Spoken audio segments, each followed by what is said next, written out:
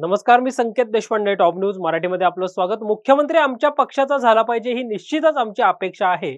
अजितदादा राज्याचे मुख्यमंत्री व्हावेत हे आमचं स्वप्न होतं, पण आता सुनेत्रा वहिनी या निश्चितच एक ना एक दिवस राज्याच्या मुख्यमंत्री होतील अशी प्रतिक्रिया अमळनेर विधानसभा मतदारसंघाचे राष्ट्रवादीचे आमदार व राज्याचे माजी क्रीडा मंत्री अनिल पाटील यांनी दिली आहे.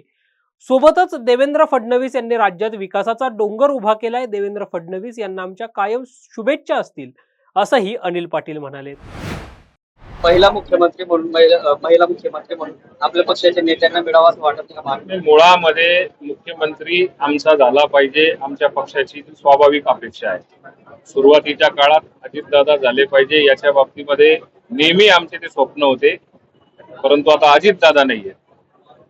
तर राज्याच्या उपमुख्यमंत्री सुनेत्रा वहिनी ह्या नक्की एक ना एक दिवस ह्या राज्याच्या मुख्यमंत्री होतील.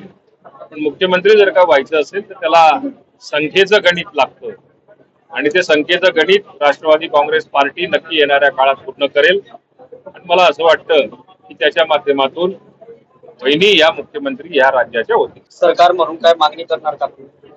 एल निनोचा प्रभाव हा संपूर्ण राज्यामध्ये आतापासून आपल्याला बघायला मिळाला. त्यातल्या नंदुरबार जिल्ह्यामध्ये तर बिकट परिस्थिती अशी आहे की सुरुवातीचा पाऊसच कमी पडतोय. त्यामुळे शेतकरी ज्या पद्धतीने नंदुरबार जिल्ह्यातला हवालदिल झालेला आहे हे सारं आपल्या जिल्ह्याकरता किंवा नंदुरबार जिल्ह्याकरता फार मोठी दुर्भाग्याची गोष्ट आहे. मी नक्की याच्या बाबतीमध्ये आज जिल्हा अधिकाऱ्यांना 2-3 कामानिमित्त भेटायला जाणार आहे आणि त्याच्यामध्ये हा सुद्धा विषय करणार आहे की कदाचित दुष्काळ जर का आला तर आपल्याला दुष्काळाच्या दृष्टिकोनातून शेतकऱ्याला कशी मदत होऊ शकते, तर त्याच्यासाठी आपल्याला शासनापर्यंत काय मदतीचे स्रोत उपलब्ध राहतील त्या बाबतीमध्ये सूचना नक्की. राज्यमंत्री यांना देखील भेटून त्याच्याकडे जी काही खरी चौकशी व्हायला पाहिजे अशी मागणी काय करतात? आम्ही राज्याच्या मुख्यमंत्र्यांबरोबर दोन्ही उपमुख्यमंत्र्यांपर्यंत किंवा गृहराज्यमंत्र्यांपर्यंत सुद्धा याची सगळ्यांची मागणी करणार आहोत की अशा गुन्हेगार प्रवृत्तीच्या माणसाला कोणी वाचवू नये आणि आपलं सहकार्य असू नये अशी आग्रहाची आमची मागणी असणार आहे.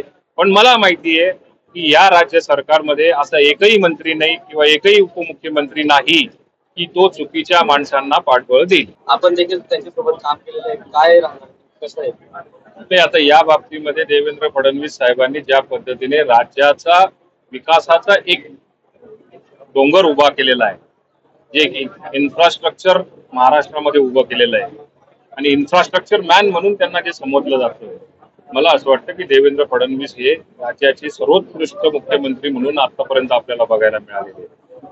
त्यांना खूप शुभेच्छा आहेत आणि त्यांची वाटचाल याच्यापेक्षाही मोठी राहो अशी आमची सगळ्यांची इच्छा आहे.